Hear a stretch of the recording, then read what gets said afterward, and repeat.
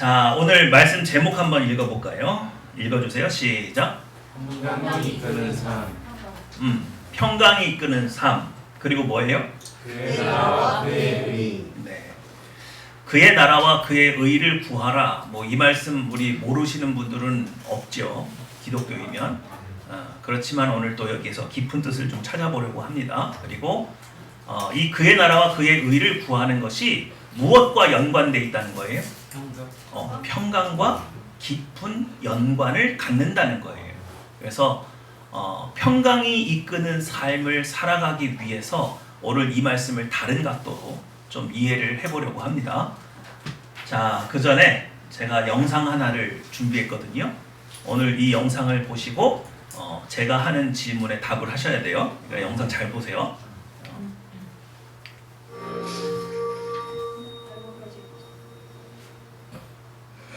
평화라는 말은 대부분의 언어에 존재하는데요. 보통 평화조약이나 평시처럼 전쟁의 부재를 의미하는 말로 쓰이죠.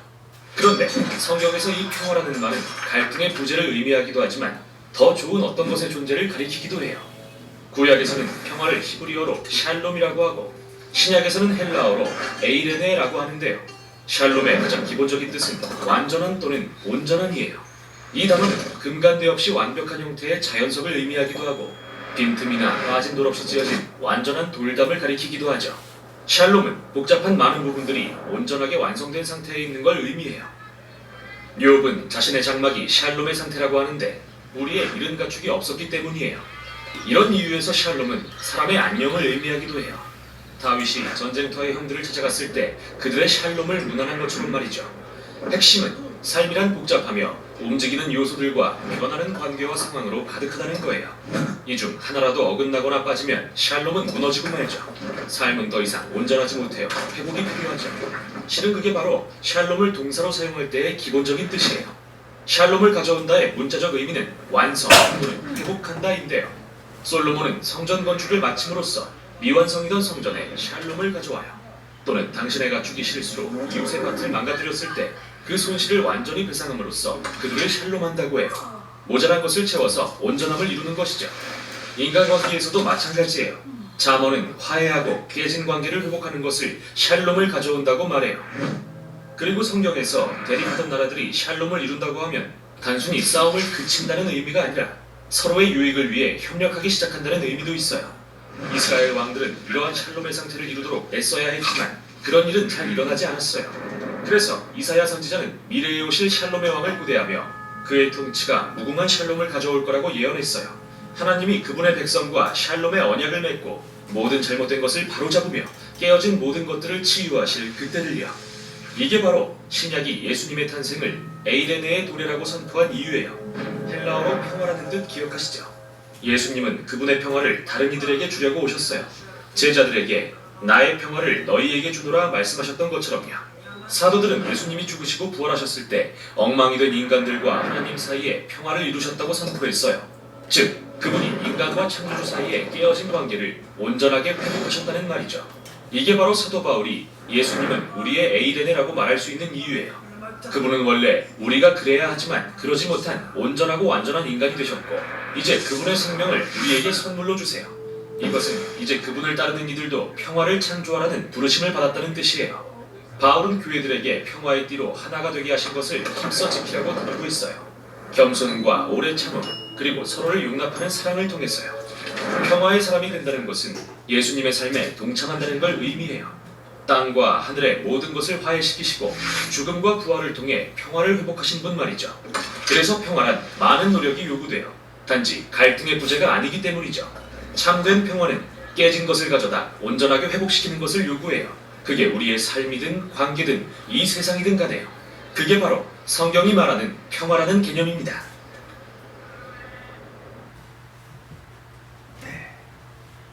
짧은 영상에 구약으로는 샬롬, 신약으로는 에이레네라는 뜻을 잘 표현했죠.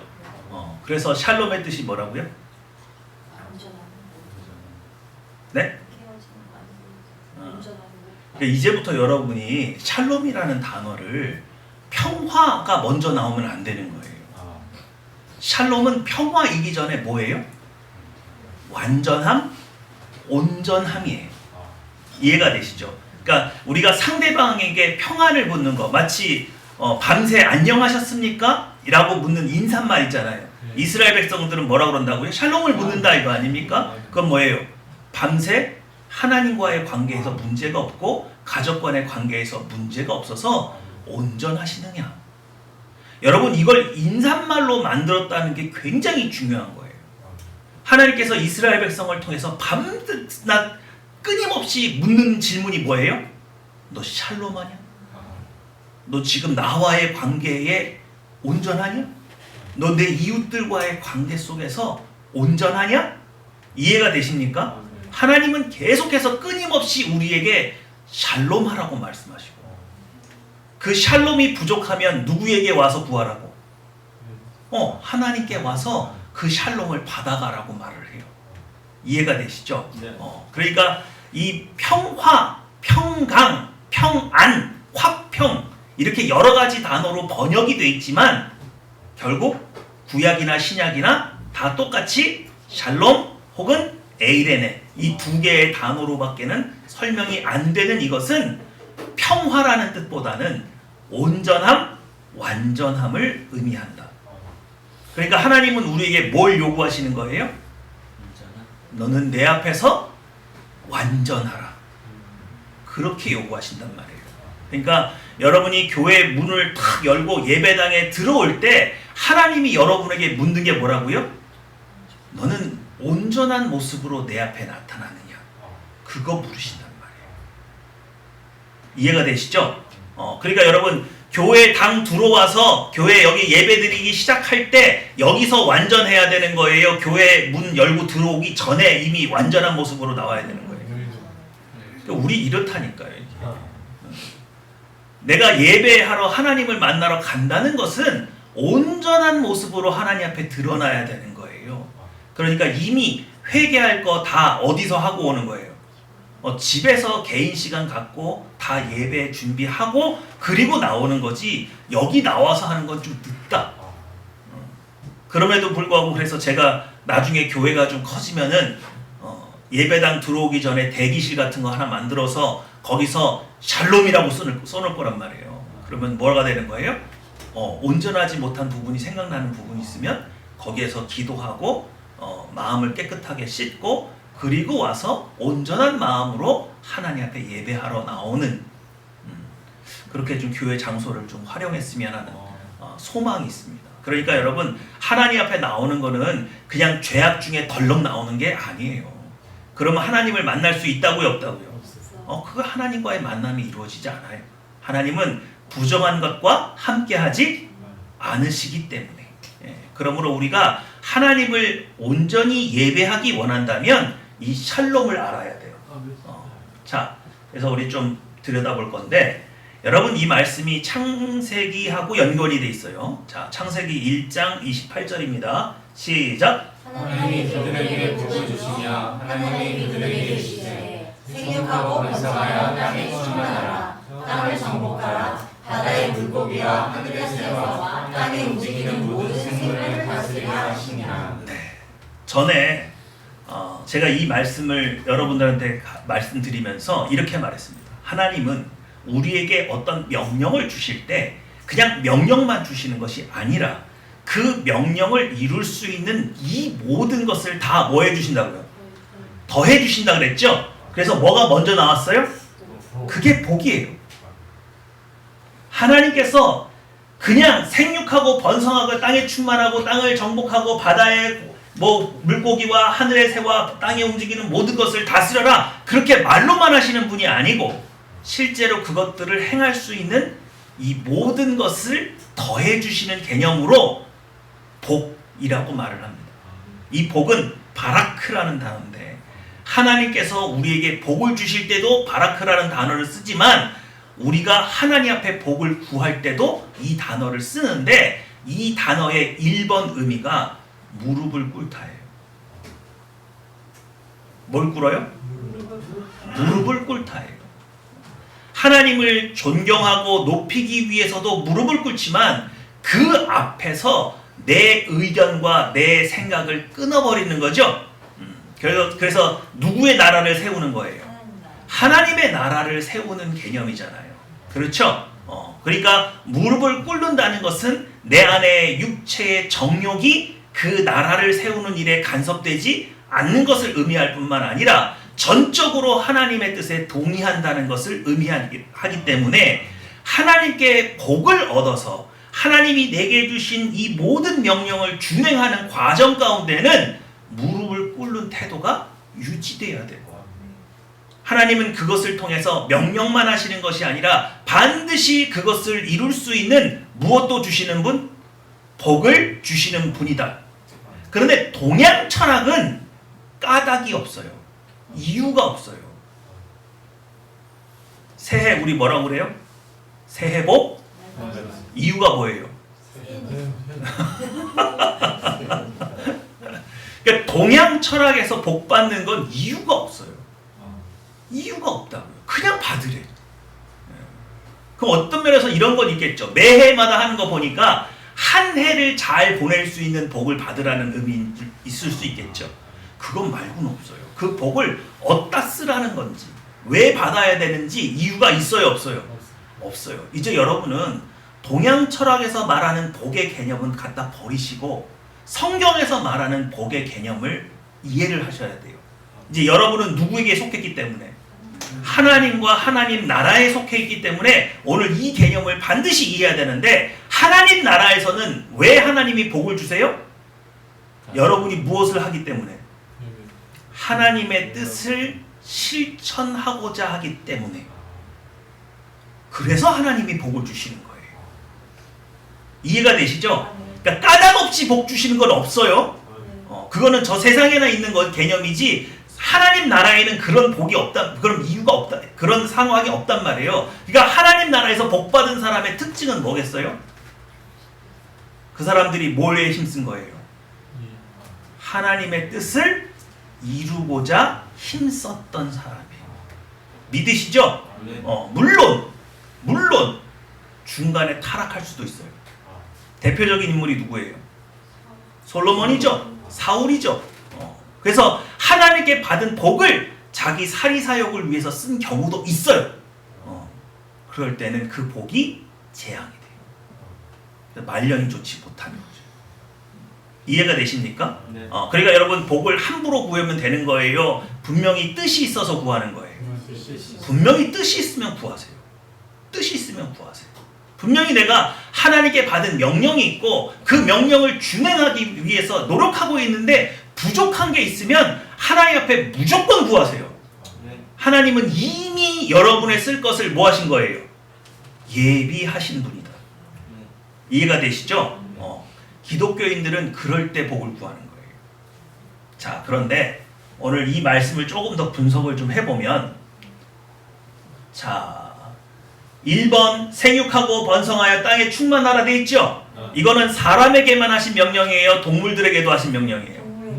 동물들에게도 하신 명령이에요. 그러니까 이거는 사람에게만 특별하게 주신 것이 아니죠. 그런데 2번과 3번은 인간에게만 준 거예요. 2번 시작. 3번. 모든 생물을 다스리라. 네, 하나님 형상대로 지음받은 인간에게만 주어진 복으로서 온 세상에 대한 인간의 대표권과 통치권을 보여준다. 그래 결국 땅을 정복하고 모든 생명을 다스리라는 얘기는 사람을 통해서 하나님께서 무엇을 세우시겠다는 거예요? 하나님의 나라. 그러니까 여러분 아까 본 우리가 1장 28절에서 그냥 이렇게 읽으면 뭔가 좀 다스리라고 해서 사람을 좀 굉장히 특별한 존재로 만들었구나, 그렇게만 생각하시면 안 되고, 여기서 뭘 모르냐? 하나님의 통치권을 이해하셔야 돼요. 하나님께서는 이 지구라는 작은 별 가운데 어떻게 하나님의 나라를 세우시겠다는 거냐? 아담과 하와라고 하는 사람을 통해서 하나님의 통치권, 나라를 세우시려고 하는구나 라고 이해를 하셔야 돼요. 무슨 말인지 아시겠어요? 인간에게만 이런 특권을 주셨구나, 그걸로 끝나는 게 아니라 하나님은 아담과 하와를 통해서 이 지구에 하나님의 나라를 설립하려고 하셨다. 나라라는 개념이 여러분 머릿속에 있어야 돼요. 이해가 되시죠? 네. 자, 그럼 우리 여기까지는 갔죠? 자, 읽어볼까요? 시작. 하나님과 우리 사이에 샬롬이 깨어져 버리. 왜 깨졌어요? 아담과 하와가 그냥 하나님의 나라를 이게 완성해서 잘 가면 좋았는데 중간에 뱀의 유혹을 받아서 사탄의 유혹을 받아서 넘어졌죠? 그때부터 뭐가 깨졌어요? 샬롬. 샬롬이 깨졌어요. 다시 말해서 아담과 하와는 온전해요? 온전하지 못해요? 온전하지 못해요. 바로 이때부터 하나님은 자신을 뭐라고 표현해 주시느냐? 나는 평강의 하나님이라고 그래요. 무슨 말씀이세요? 평강을 인간에게 공급해 주시는 하나님. 다시 말해서 인간의 완전하지 못한 어떤 부분을 채워서 다시 인류를 뭐하게 하시는 분? 완전케 하시고 온전케 하시는 하나님이라고 자신을 천명하는 거예요. 제가 이걸 왜 보여드리냐면 만약에 여러분 우리가 아담과 하와가 타락하지 않고 이 지상 명령을 온전히 준행했다면 샬롬이라고 하는 개념이 그렇게 필요했을까요? 아니죠. 아담과 하와는 여전히 하나님과 뭐하고 있기 때문에 샬롬하고 있기 때문에 하나님과 인간과의 관계는 완전하죠. 온전하기 때문에 샬롬의 하나님을 그렇게 막 찾을 필요가 없어요. 타락했어요. 인간에게 흠집이 생겼어요. 더 이상 하나님과 온전할 수 없는 관계로 변화됐어요. 그래서 이때부터 뭐가 필요한 개념이 됐어요? 우리에겐 샬롬을 잃어버렸고 우리는 샬롬을 되찾아야 되고 그 샬롬으로 우리는 온전함을 회복해야 되는 존재로 전락해버렸단 말이에요. 그러니까 하나님이 보실 때 우리 사람은 뭐가 없는 사람으로 보였어요? 샬롬이 없는 존재라는 거예요. 성경이 그걸 이해시키는 거예요. 근데 우리 교회 생활하면서 샬롬이라는 단어는 참 많이 들어보지만 우리가 실존적으로 샬롬이 없는 존재구나. 그리고 여러분이 예수 그리스도의 보혈의 권능, 십자가의 보혈의 피로 여러분이 회복된 걸 뭐라 그래요? 샬롬을 회복했다. 샬롬이 예수님께서 우리에게 가져다 준 그 샬롬이 온전함이 우리를 완전케 했다. 그래서 다시 누구랑 온전한 관계를 회복했다? 하나님과의 온전한 관계 가운데 들어갔다. 샬롬이 우리 안에 이루어졌다. 성경은 그렇게 끊임없이 얘기를 해요. 그래서 여러분이 평화, 평강, 평안, 화평으로 된 단어를 성경에서 관주를 통해서 찾아보면 어마어마하게 많아요. 계속해서 하나님은 신구약 성경을 통해서 너희에게 평안이 없다, 평안이 없다 얘기를 하고 내가 너희에게 평안을 주노라 이 얘기를 계속하고 있는데 성경을 읽을 때 그 단어가 그렇게 와닿지 않는 것은 우리가 동양 철학에 의해서 평안을 이해했거나 그냥 평안, 평강 이 단어를 평화 그 정도로 이해했기 때문에 그게 그렇게 우리한테 와닿지 않는 걸 수 있어요. 그러나 영적으로 내가 얼마나 큰 죄인인지를 깨달은 사람은 내가 감히 하나님 앞에 나설 수도 없는 존재라는 걸 깨닫게 되는데 그럼 너무 무섭고 두려워. 이건 영적인 두려움이에요. 이건 경험해 본 사람만 알아요. 하나님 앞에 설 수가 없어요. 그래서 심지어 구약 성경을 보시면 선지자라고 해도 하나님 앞에 설 때는 납작 어떻게 돼요? 엎드려서 죽은 것처럼 돼버리잖아요. 그러죠? 네. 왜? 죄가 드러나면 하나님 앞에 설 수가 없어요. 그때 하나님이 그의 입술에 숯불을 갖다 대서 그를 회복시켜 주거나 이런 영적인 일들을 하시는데 그 과정을 다 뭐라고 말하는 거예요? 샬롬을 가져다 주는 거예요. 그때서야 우리가 비로소 하나님 앞에 설 수 있게 돼요. 그런 것들에서 구약 성경에서 많이 용례를 찾아볼 수 있죠. 네. 자, 그래서 우리에게는 샬롬이 지금 필요한 존재가 됐습니다. 그래서 신약으로 넘어오게 되면은 자, 읽어주세요. 시작. 샬롬을 잃어버린 이유 하나님께서 다시 샬롬을 공급해 주셔야 이유는 하나님의 명령을 따라 나라를 세울 수 있게 되었다. 네. 사실상 샬롬을 잃어버린 인간은 하나님의 명령을 따라서 하나님의 나라를 세우기는커녕 제 목숨도 유지하기 어렵죠. 그렇죠? 네. 그러니까 샬롬이 없는 사람이 하나님의 나라를 세운다는 게 말이 돼요, 안 돼요? 이건 말이 안 되는 거예요. 말이 안 되는 거예요. 만약에 인류가 이 샬롬을 갖지 못하고 이 샬롬으로 회복되지 못한 상태에서 하나님의 나라를 세우면 그 나라는 어떻게 되겠어요? 그 나라는 어떻게 될까요?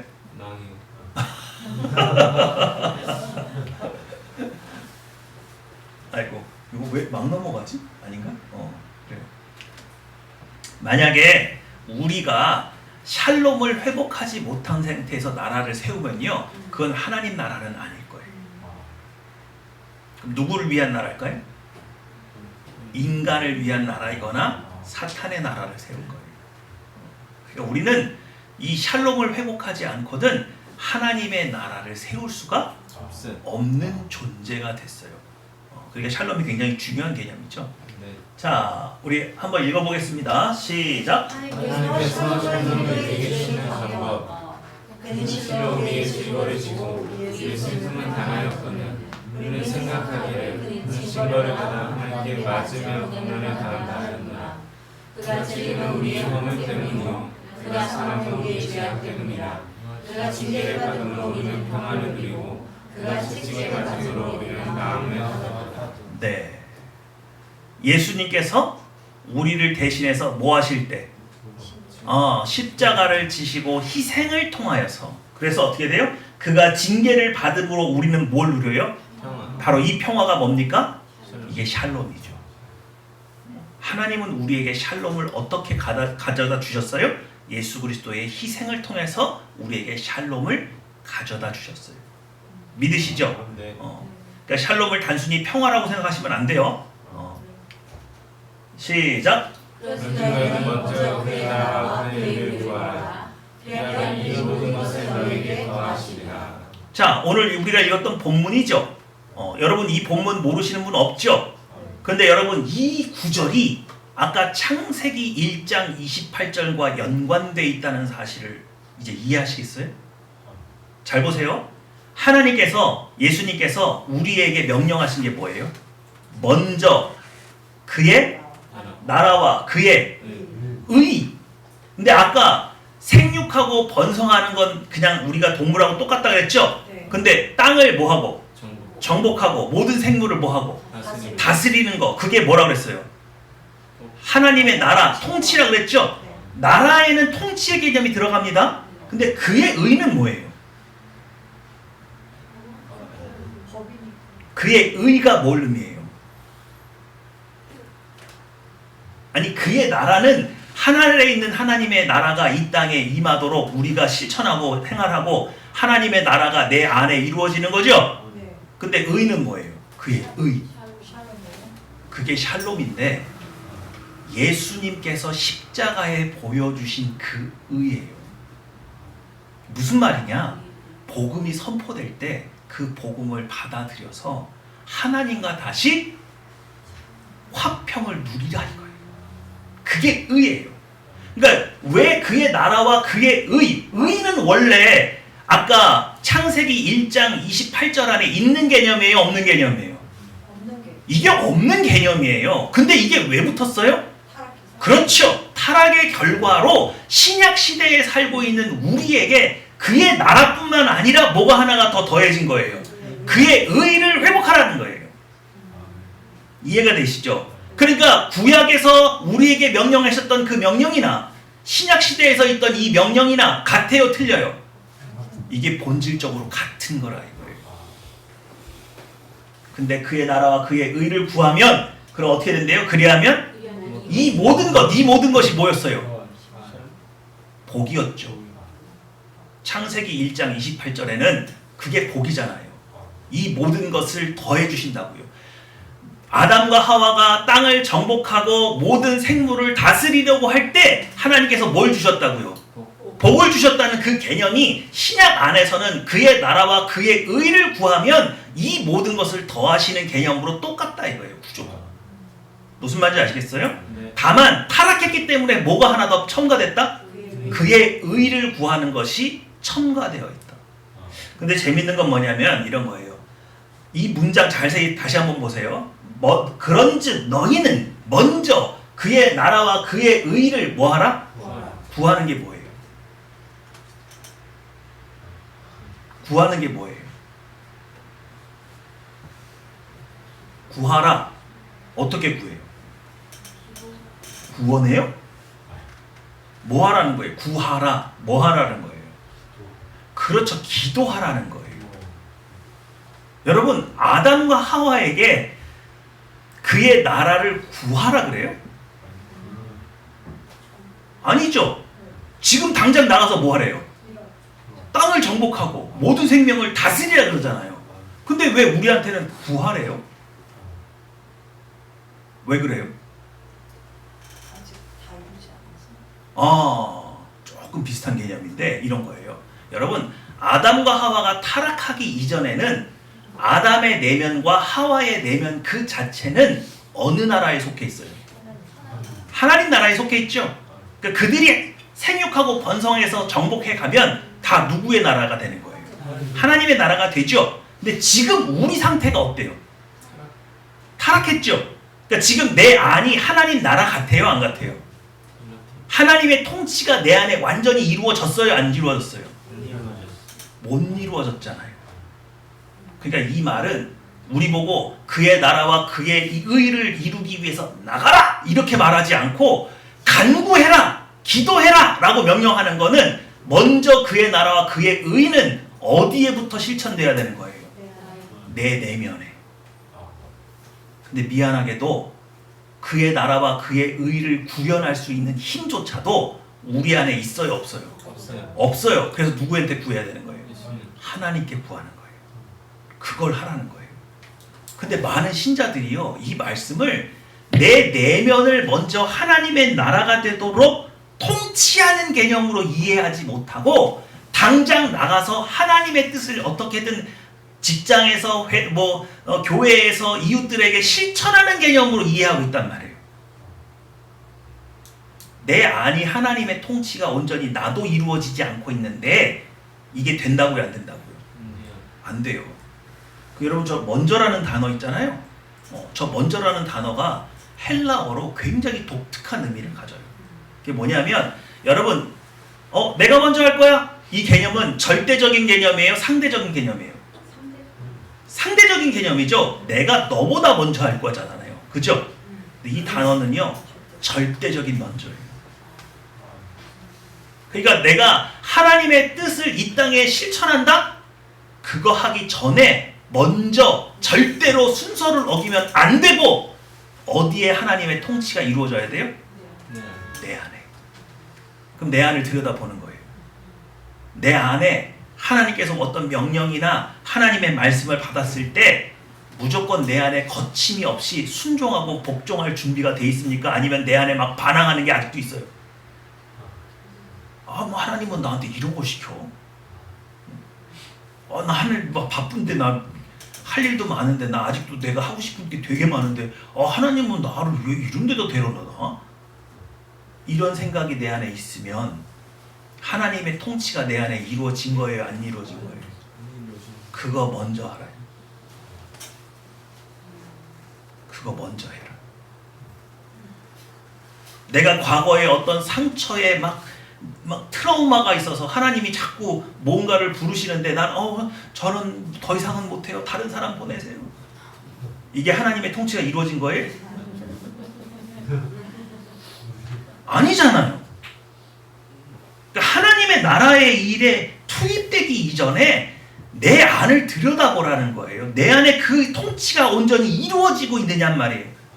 그리고 그것을 회복할 수 있는 예수 그리스도의 보혈의 권능, 그게 그의 의죠.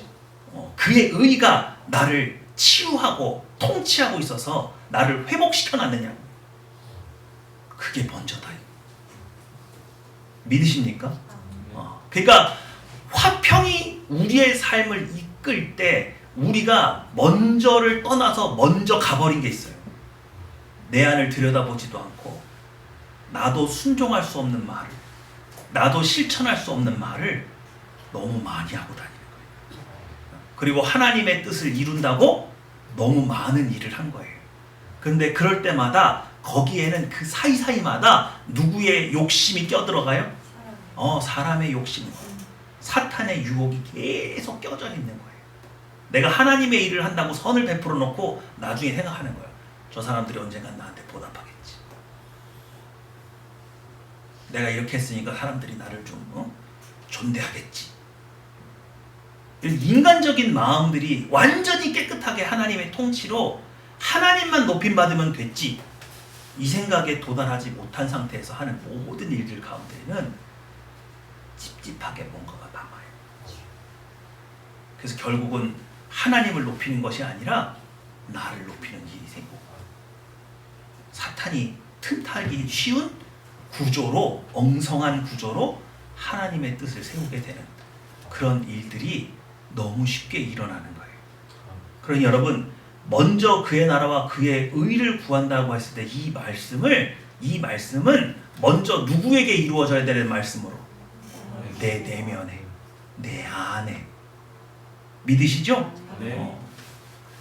하나님이 통치하는 나라에 하나님께서 명령하시면 천사들이 일사불란하게 움직이는 거예요. 갑자기 천사들이 어제 일하고 왔는데 또 일 시키고 막 이래? 예? 막 거기서 막 일 시키면 막 이번엔 제가 가도 되는 겁니까? 저한테도 일을 주시는 겁니까? 막 이렇게 되는 거예요. 진짜 나만 시켜.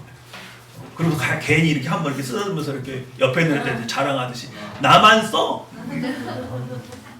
이런 게 나오는 거예요, 안 나오는 거예요? 그게 나오면 하나님 나라가 아닌 거죠. 우리 내면을 들여다보시라고요, 내면. 자, 그래서 이걸 분해해 봅니다. 위에 있는 건 창세기 1장 28절이죠? 시작. 하나님이 그들에게 복을 주시며 하나님이 그들에게 이르시되. 자, 밑에 있는 거는 우리가 아까 읽었던 그거예요. 신약에 있는 마태복음 6장에 있는 말이에요. 시작. 그리하여 이 모든 것을 너희에게 더하시리라. 네, 구조가 어떻다고요? 같다.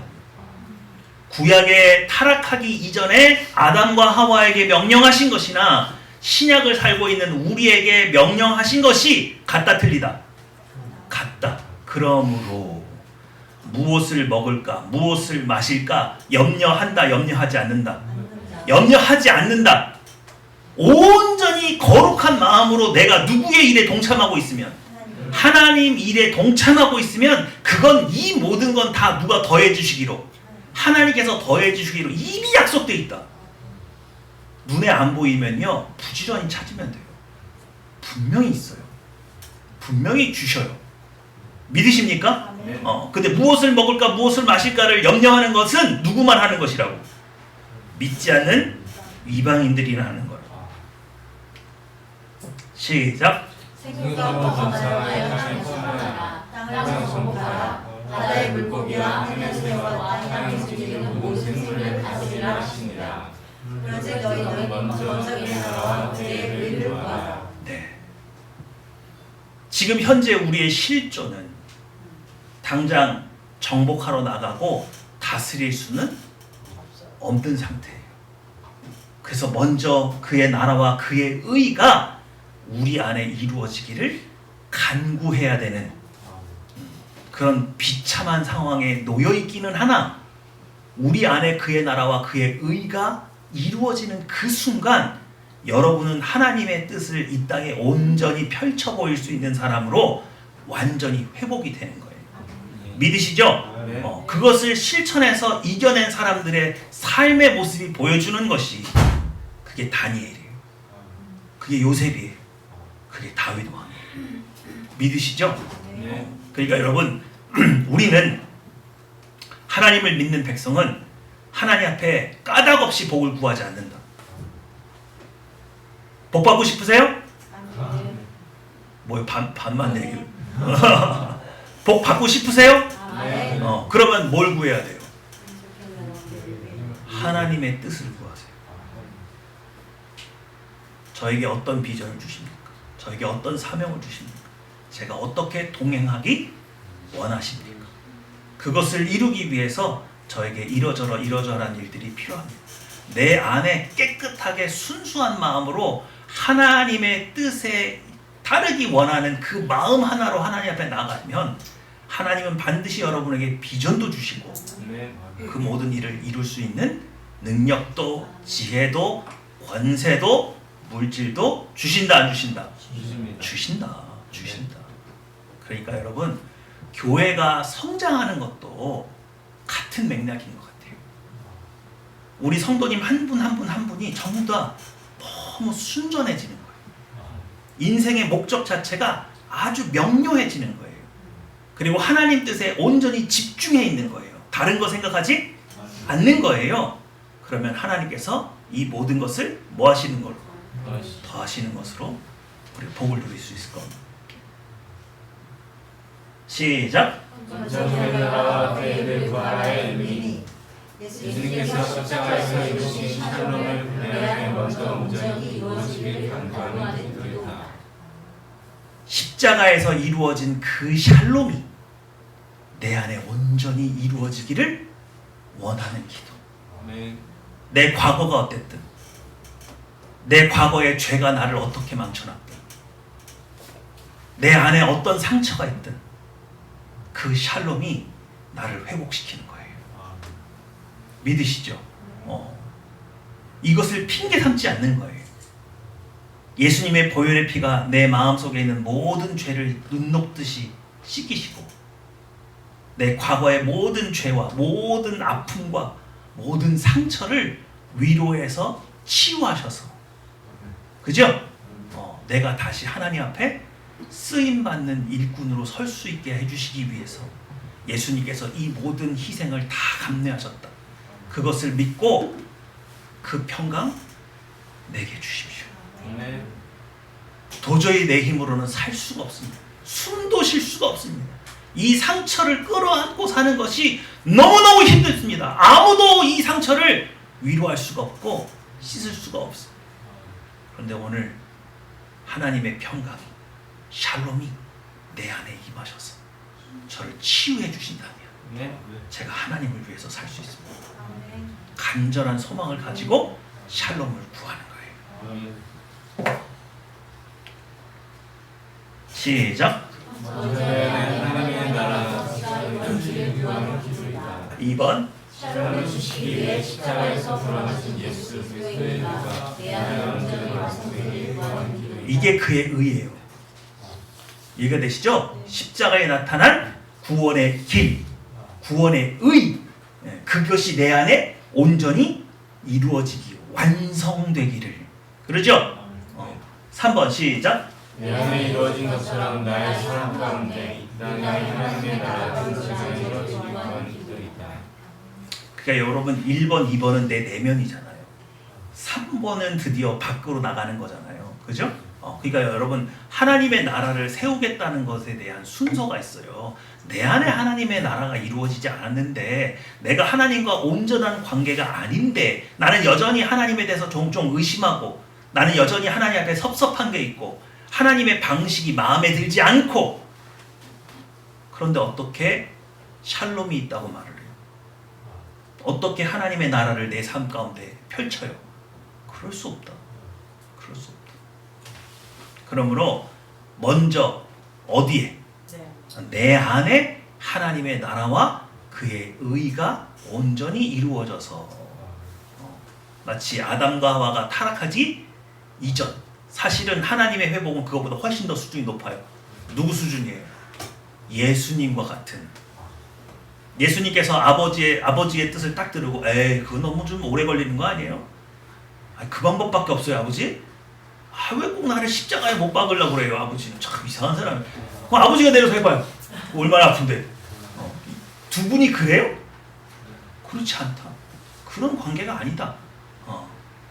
서로가 서로를 너무 믿어주고 생명도 내어줄 수 있는 그 온전함. 예수 그리스도 안에 있는 성부 하나님을 향한 그 온전함이 우리에게도 이루어져야 돼요. 아멘. 왜요? 우리도 하나님의 누구니까? 자녀거든요. 그 우리는요 아담과 하와 수준으로 돌아가는 게 아니에요. 우리는 누구 수준으로 가는 거예요? 예수님 수준으로 가는 거예요. 자꾸 착각하시는 분들이 있어요. 아담과 하와 때로 회복해서 돌아가는 줄 알아요. 하나님이 만드신 계획은 그게 아니에요. 우리가 비록 타락했을지라도 예수 그리스도의 십자가를 받아들여서 온전함을 입으면 아담과 하와 수준이 아니라 예수님 수준의 샬롬을 이루도록 설계하셨어요. 그래서 구원이 큽니다. 그리고 구약에 있는 많은 성도들이 신약에 있는 성도들이 하나님을 만나는 것을 부러워했다 그랬어요. 믿으시죠? 여러분 옛날 태어났으면 좋았어요? 지금 태어난 게 다행이에요. 얼마나 다행이야. 구약에 있는 성도들은 메시아가 예수님인지 이름도 알았어 몰랐어? 몰랐잖아. 그죠? 우린 누군지도 알잖아. 그죠? 그리고 이렇게 성령 충만 받은 거예요? 못 받은 거예요? 오순절 성령 강림 사건 같이 이렇게 막 성령 하나님이 막 같이 동거하게 된 거예요? 안 된 거예요? 구약 성도들은 그런 걸 맛보지를 못했어요. 아주 극히 일부. 근데 여러분들은 그걸 누리고 있잖아요. 그러죠? 이 얼마나 놀라운 은혜를 가지고 있냔 말이에요. 그리고 여러분 한 사람 한 사람은요, 여러분 한 사람 한 사람이 완전히 각성해서 내 안에 하나님의 나라를 온전하게 이룰 수만 있으면 여러분 한 사람은 나라를 세울 수 있는 권세를 갖는 거예요. 믿으십니까? 아담과 하와가 그랬잖아요. 근데 우리가 그보다 더 수준 높은 수준까지 올라가는 거니까 여러분 한 사람 한 사람은 나라예요. 그러므로 여러분의 내면에 힘쓰세요.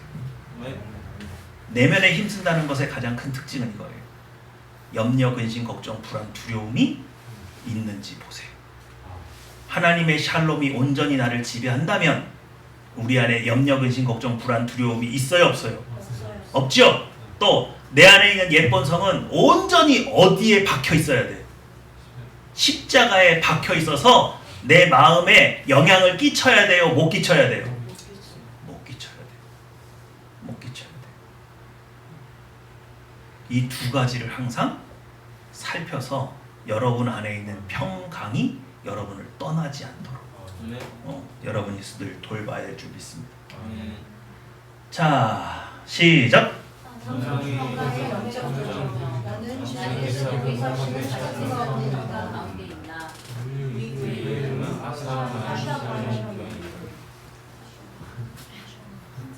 그래서 우리 교회 이름이 뭐라고요? 하샤마임 샬롬 교회다. 우리 교회 이름이 왜 하늘 평화 교회냐고요. 누구의 평강을? 하나님의 평화를 온전케 하심을 이 땅에 전해서 이 땅의 부족함을 채우겠다는 거 아닙니까? 근데 그 전에 뭘 먼저 해야 돼요? 우리 안에 우리 성도님들이 먼저 온전해져야 돼요. 온전해져야 돼요. 그 증거들이 계속 나와야 돼요. 염려, 근심, 걱정, 불안, 두려움에 쌓였던 성도들이 우리 교회를 나오면 이 평강을 맛보고 그것에서 떨어져 나가는 거예요. 염려, 근심, 걱정, 불안, 두려움이 떨어져 나가는 거예요. 과거의 상처가 잊혀지는 거예요. 하나님 앞에 평강을 얻어서 하나님 앞에 온전한 모습으로 서는 거예요. 이해가 되시죠? 우리 여러분은 누가 와도 샬롬을 증거할 수 있는 그 수준으로 하나님 앞에 사셨으면 좋겠습니다. 네, 기도하겠습니다.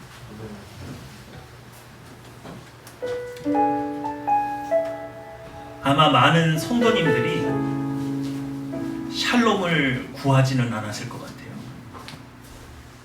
그러나 오늘 이 말씀을 통해서 우리가 깨닫게 됩니다. 아, 하나님, 제겐 샬롬이었군요. 아, 하나님, 제가 교회를 그렇게 오래 다녔음에도 제 안에 온전한 샬롬이 이루어지지 않았구나.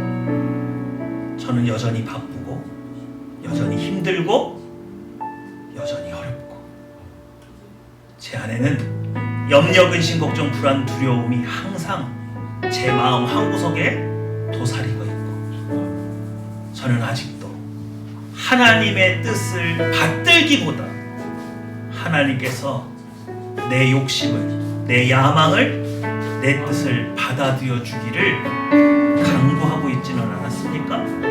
오늘 이 모든 것 다 내려놓고 오직 아버지의 평강이 내 안에 임해서 내 안에 온전히 하나님의 나라가 서기 원합니다. 내 안에 있는 모든 것들이 하나님 앞에 무릎 꿇게 하여 주시고 순종과 복종으로 하나님의 통치를 기쁘게 맞아들이게 하여 주시옵소서. 내게 샬롬을 허락하여 주시옵소서. 기도하시겠습니다. 오르발 카라바리가 되기 때문에 크로버리가 되기 때문에 말씀 오르내게 되면 가리가 되기 때문에 카라바리 소리가 되기 카라바리가 되기 때문에 노르마 카라바리가 되기 때문에 그들이 유시고는 머리가 되기 카도리가 되기 때문에 노르마나 바리가 되기 때문에 가리가 되기 때문에 카라바리 노르마리가 되기 때문에 카라바리가 되기 때문에 소리가 되기 카라바리가 되기 때문에 이름이 큰데기 카라바리가 되기 때문에 카라바리가 되기 때문에 카라바리가 되기